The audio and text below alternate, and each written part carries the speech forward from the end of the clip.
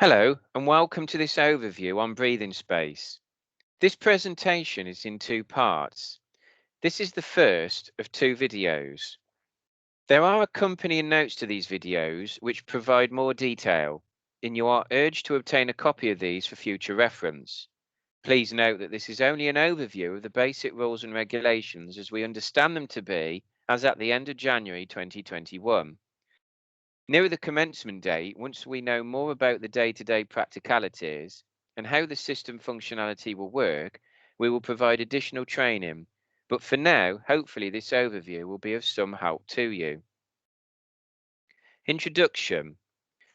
The Debt Respite Scheme, Breathing Space Moratorium and Mental Health Crisis Moratorium, England and Wales Regulations 2020 provides certain debtors domiciled or ordinarily resident in England and Wales with the opportunity to obtain a moratorium or breathing space during which creditor action is prohibited.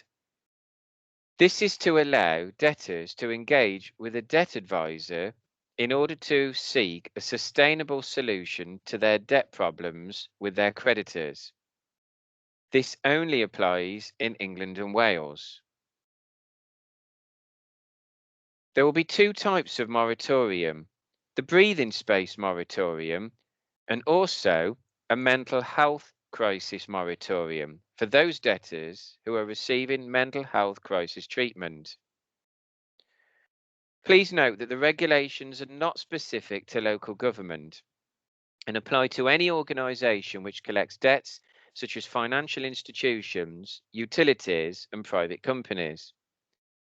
This means that reference is made to interest, fees and charges which are not part of the work we do and have only been included here for completeness.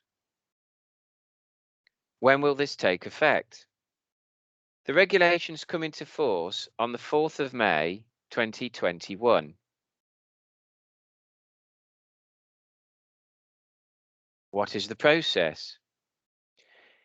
Anyone wishing to take advantage of the provisions of the Breathing Space Moratorium must apply to a debt advice provider. An application may not be made unless the debtor has first obtained advice from the debt advice provider, whether in person, over the telephone, or by electronic means. This advice must be from an official debt advice provider, which means a person who has permission to carry out any regulated debt counselling activity under the Financial Services and Markets Act 2000. Or an advisor from an organisation that qualifies for an exemption from such authorisation, such as a local authority, for example. Please note that this only applies if the local authority is providing an official debt advice service. This does not include any unofficial help or advice we give them when making an arrangement. A debt advice provider must not charge a debtor a fee in connection with the moratorium. The debt advice provider may refer the debtor to another debt advice provider if they think it is appropriate to do so.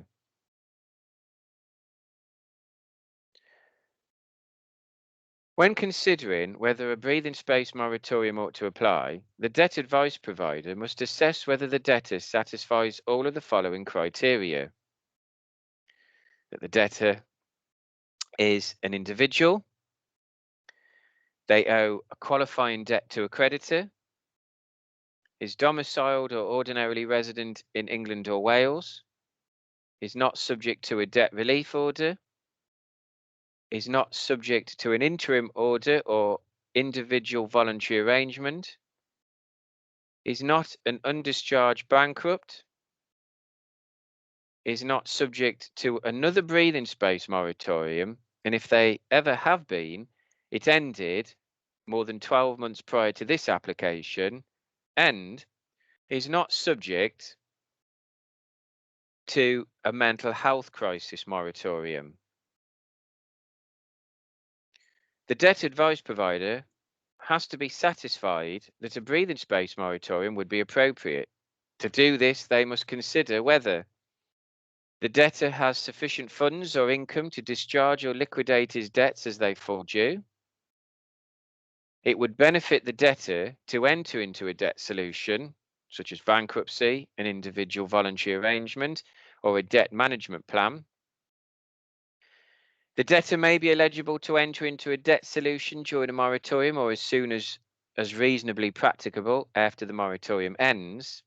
And the moratorium period is necessary in order for the debt advice provider to assess which debt solution would be appropriate for the debtor, to advise the debtor on which debt solution would be appropriate, or for a debt solution to be put in place.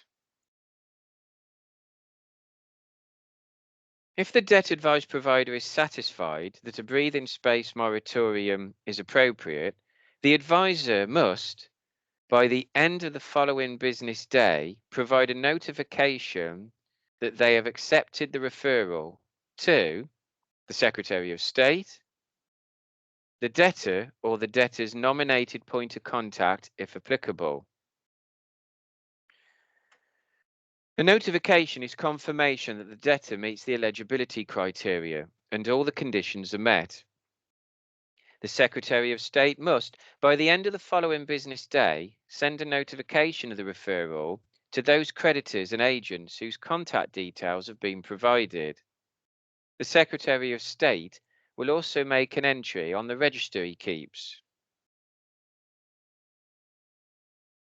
The moratorium will start on the first business day following the day on which the debt advice provider accepts the referral, and it continues for 60 days unless it is cancelled or the debtor dies.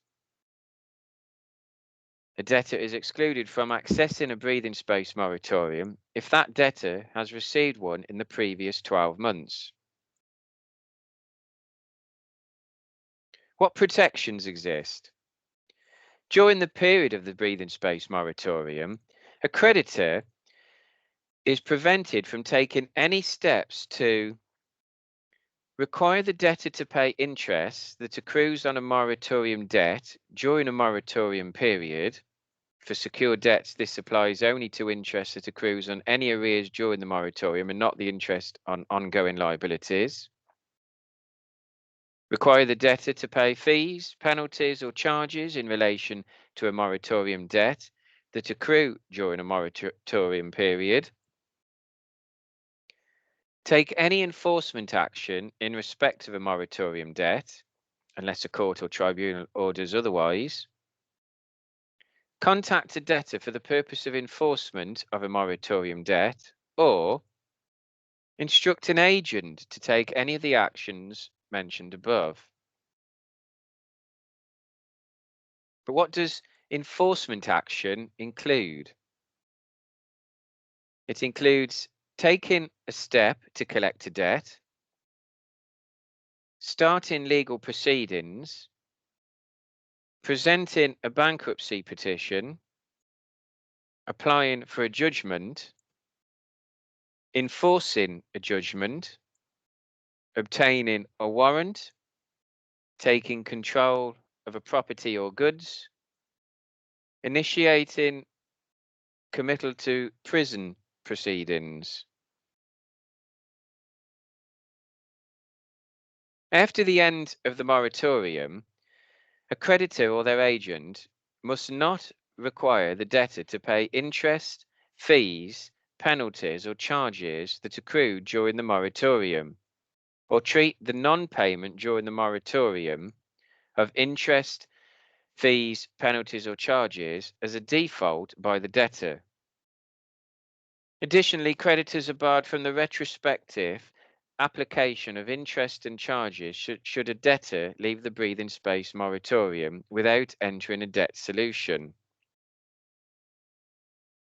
However, if a debtor falls into arrears on an ongoing liability, such as ongoing mortgage payments, rent, utility bills, council tax, or business rate instalments, as they become due during the breathing space moratorium, he will not be protected from enforcement action or the charging of additional interest, fees, and charges on these missed bill payments. What action is not affected?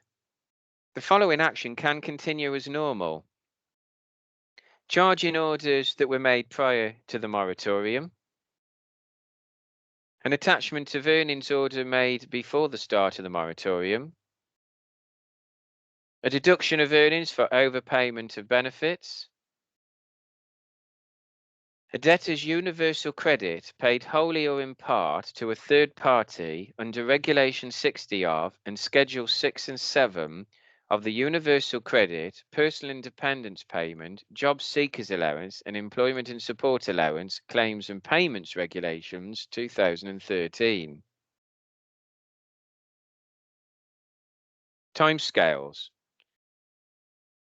Breathing space moratorium protections last for a period of 60 days.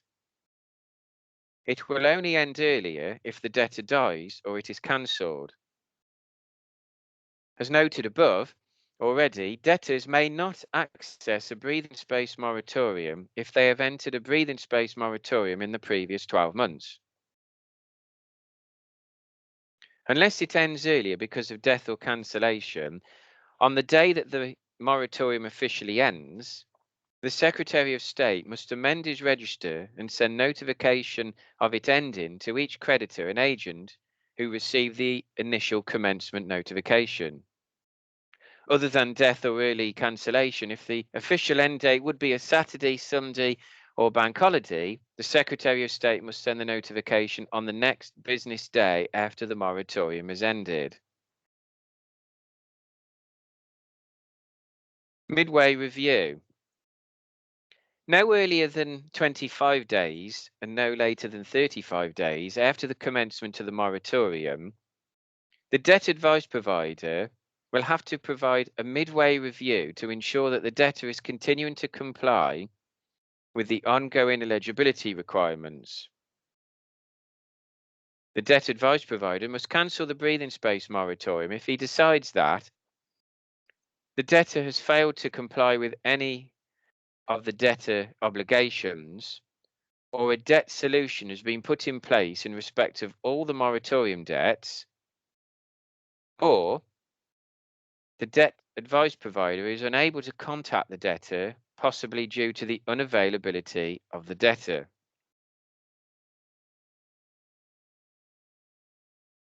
If the debt advice provider decides that it is necessary to cancel a moratorium, he must consult the debtor prior to doing so, and then notify the Secretary of State and the debtor.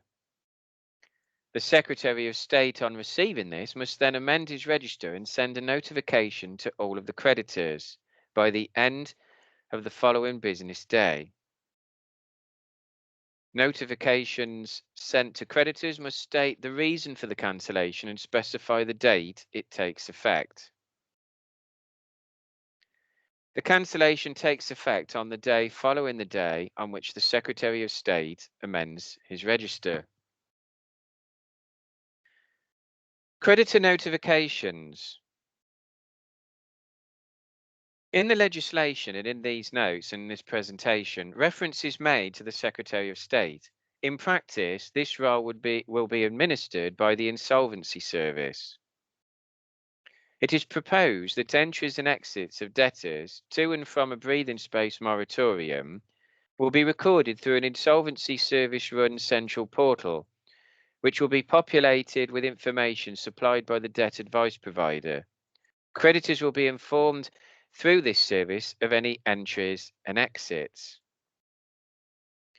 Additionally, it is also proposed that there will be a private register of debtors in the scheme, and individual creditors will have access to a register of those individuals who owe them debts, who are in a breathing space moratorium and have been included in the portal.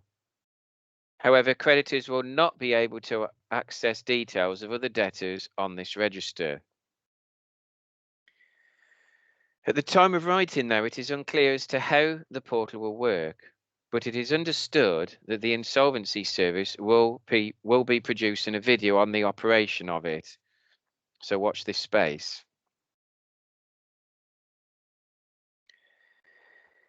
To summarise what we've covered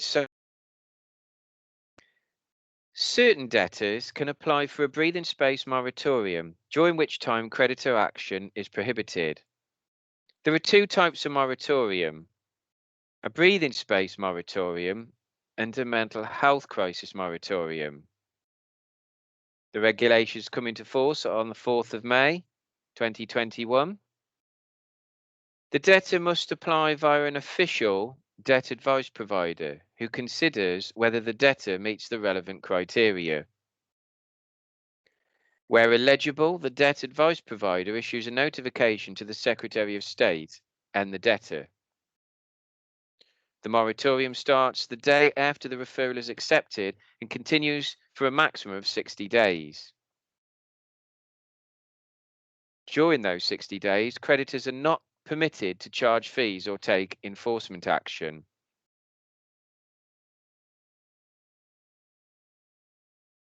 This is the end of part 1. Please now close this video and open video 2 to continue the presentation. Thank you.